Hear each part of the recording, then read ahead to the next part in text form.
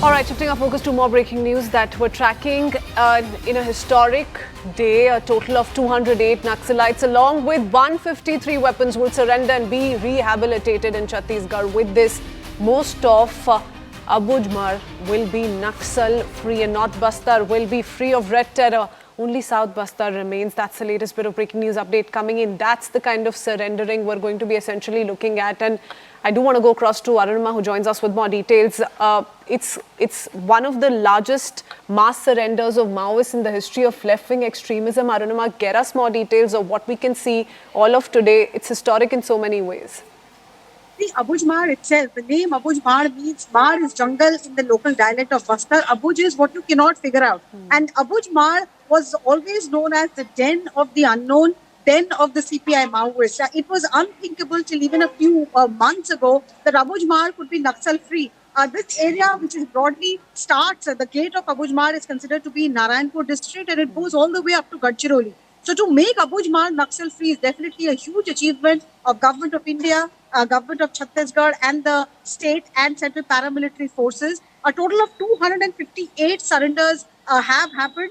This includes 150 plus who surrendered yesterday. And the big name amongst all of this is that of Rupesh. Rupesh was the bomb maker for CPI Maoists. He had once conspired to attack then Andhra Pradesh Chief Minister. He continues to be the Chief Minister of divided Andhra Pradesh, Chandrababu Naidu.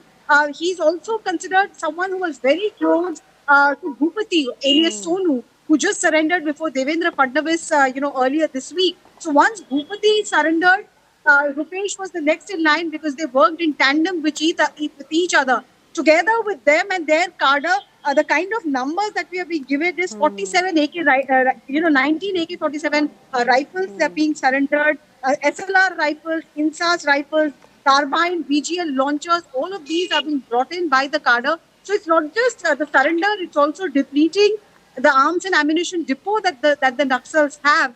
And next is Dakshin Bastar. The only man standing between the paramilitary forces and completely freeing Bastar of Naxalism is Hidma. He is considered to be the mastermind who's still operating in Dakshin Bastar. But it's a matter of time. And I think the deadline of March 2026 will be achieved in December 2025 itself.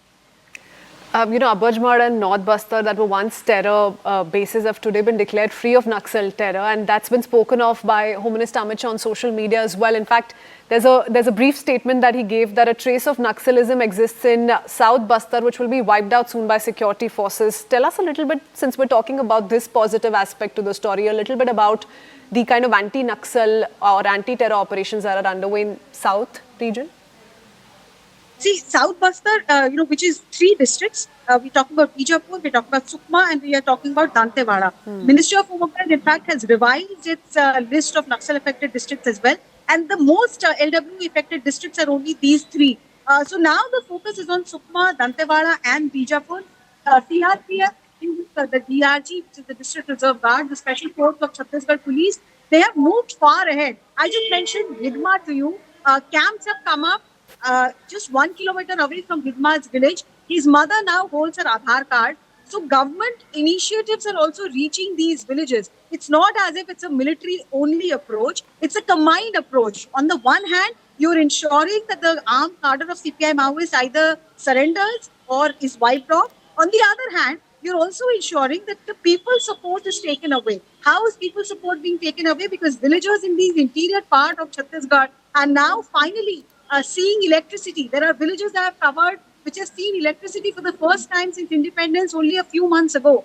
They saw a light bulb for the first time only now. There are school students who never knew what, getting a school teacher there was. So there are now primary schools, primary healthcare centers, ration shops, PDS disposal schemes, Anganwadis, healthcare centers. These are things which are now reaching people. Yeah. And mobile tower, I think, is the biggest revolution for these people. The youngsters, like youth in anywhere else in the country, is aspirational.